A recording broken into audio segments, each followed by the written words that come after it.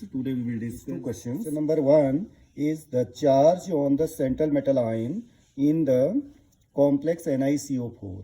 Okay, अब इसमें देख रहे हैं आप जो कार्बोनिल है ये आपका क्या है, न्यूट्रल लिगेंड है। न्यूट्रल लिगेंड है, अगर सेंट्रल मेटल के साथ में न्यूट्रल लिगेंड जुड़ा हुआ है तो उसकी ऑक्सीडेशन स्टेट हमेशा जीरो होती है। आप देख रहे हैं कि जो CO है वो आप अकेले में अगर लिखते हैं, जैसे कि मैंने अभी बताया था आपको, CO जो है आप अकेले में लिखते हैं तो विदाउट एनी चार्ज लिखते हैं। जैसे NH3 है, कोई चार्ज उसमें नहीं लगाते हैं, H2O है, कोई चार्ज नहीं लगाते हैं। तो जो कोई भी ऐसा मॉलिक्यूल है जिसमें आप विदाउट एनी चार्ज लिखते हैं उसको, तो उसकी ऑक्सीडेशन स्टेट आपकी क्या मानी जाती है, जीरो मानी जाती है। क्लियर हो गया ना। तो जब उसकी ऑक्सीडेशन स्टेट जीरो है, जीरो ऑक्सीडेशन स्टेट वाला जो है आपका किसी सेंट्रल मेटल आयन से जुड़ा हुआ है या सेंट्रल मेटल एटम से जुड़ा हुआ है, तो ऑब्वियसली कि उसका कंट्रीब्यूशन नील ही होगा।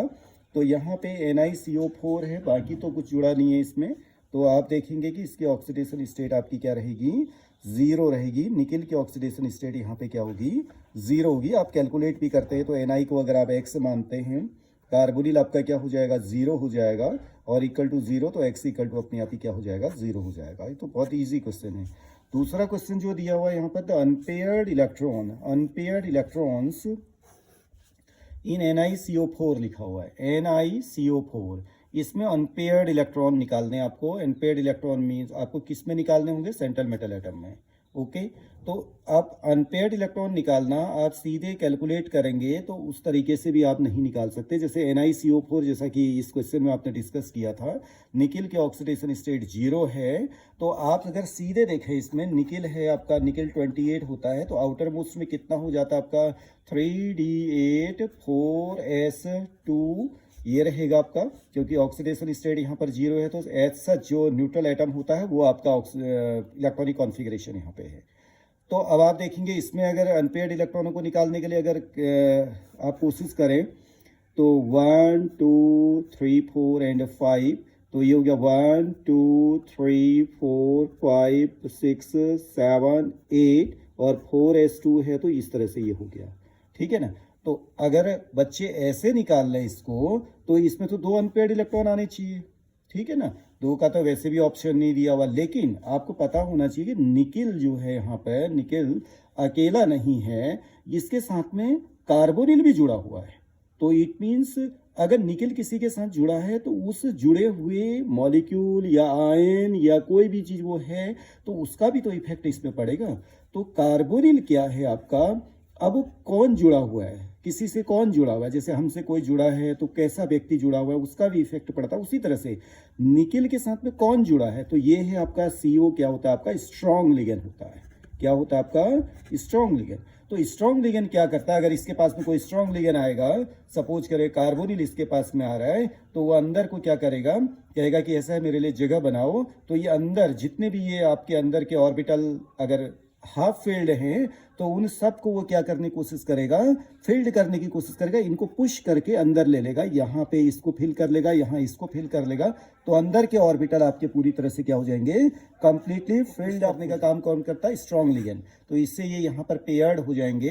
तो आपके d ऑर्बिटल पूरा कंप्लीटली क्या हो जाएगा, फील्ड। 1 2 3 4 5 1 2 3 4 5 6 7 8 9 और 10 हो गया। 4s पूरा खाली हो गया। इसके बाद आपका आएगा 4p आएगा। ये है आपका 3d, ये है 4s, ये है 4p। तो हमेशा याद रखिएगा, कभी किसी सेंट्रल मेटल एटम के साथ में स्ट्रॉन्ग लिगेंड जुड़ा हुआ है तो अंदर के इलेक्ट्रॉनों को वो मोस्ट ऑफ द केसेस में क्या करता है, पेयर्ड कर देता है। अंदर के इलेक्ट्रॉनों को या तो वो उनको बाहर के ऑर्बिटल में भेजेगा, ठीक है, ये भी आपकी कंडीशन बन सकती है, उनको डिस्टर्ब जरूर करेगा वो एक तरह से। ये यहाँ पे देखिए 4s में 2 इलेक्ट्रॉन है तो इनको अंदर भेज दे रहा है आपके। ठीक है ना, इससे क्या होगा, आपके अंदर के जो ऑर्बिटल्स हैं वो हो जाएंगे आपके पेयर्ड, और केवल जो है आपके जो आपके वैकेंट ऑर्बिटल हैं वही यहाँ पर बचते हैं। तो इसके अकॉर्डिंग आप अगर इसमें नंबर ऑफ अनपेयर्ड इलेक्ट्रॉन निकालना चाहेंगे तो d ऑर्बिटल पूरी तरह से फिल्ड अप है, 4s और 4p या हाइब्रिड हो करके आपका इसका हाइब्रिड स्टेट क्या बन जाएगी, sp3 बन जाएगी। जो निकिल की हाइब्रिड स्टेट यहाँ पर आएगी sp3। इनमें जो sp3 जो 4 sp3 हाइब्रिड ऑर्बिटल होंगे उनमें कार्बोनिल के द्वारा क्या दिए जाएंगे, आपके इलेक्ट्रॉन दिए जाएंगे। जो sp3 ऑर्बिटल आपके बनेंगे 1 2 3 4, ये इनमें जो इलेक्ट्रॉन ये मिलेंगे आपको, ये किसके द्वारा मिलेंगे, आपके CO के द्वारा। ये सभी क्या जुड़े होंगे इसमें, कार्बोनिल के द्वारा इलेक्ट्रॉन जुड़े होंगे, कार्बोनिल के द्वारा। तो इट मीन्स जो कार्बोनिल ने इनको भी पेयर्ड कर दिया, ये ऑलरेडी पेयर्ड हैं, तो total number of unpaired electron से यहाँ पे क्या आएगा, 0 आएगा। तो that's why this one is the correct answer. Okay, तो इसमें आप अगर sp3 हाइब्रिड स्टेट आ रही है तो इसका आपका जो जियोमेट्री बनेगी वो कुछ इस तरह से बनाएंगे आप। Ni है आपका, एक आपका CO इसमें जुड़ जाएगा, ये डोनर का जो कार्बन है ये डोनर की तरह काम करेगा। ओके, यहाँ पे CO हो गया, CO हो गया, CO हो गया, और इस तरह से इसका शेप क्या आएगा, आपका टेट्राहाइड्रल शेप आएगा। Okay, thank you.